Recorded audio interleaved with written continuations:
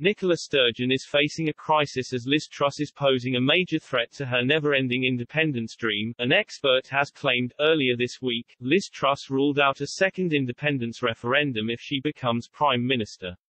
Previously, Boris Johnson had said now is not the time for a referendum.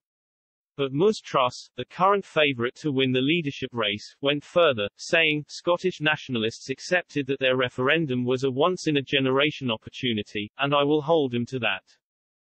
Speaking about Ms Truss' decisive position, foreign policy expert Professor Azim Ibrahim told Express.co.uk, to me it seems quite clear that Liz Truss will more than likely be the next PM.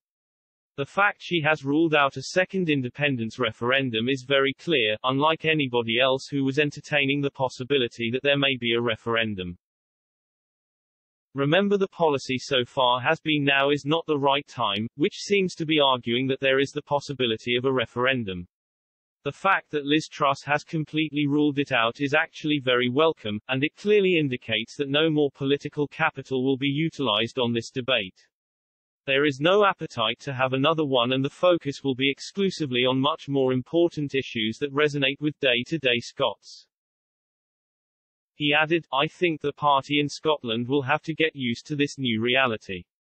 I think this kind of defensiveness is also indicative of the kind of leader that Liz Truss intends to be when if she assumes office. The expert, who was a former foreign policy advisor to the Biden campaign, said that Ms Truss would be the candidate to overcome the centralization of power under the SNP.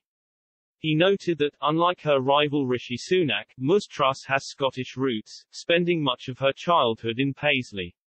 Professor Ibrahim also claimed that the Scottish government is failing, suggesting that Ms Truss will serve as an effective alternative.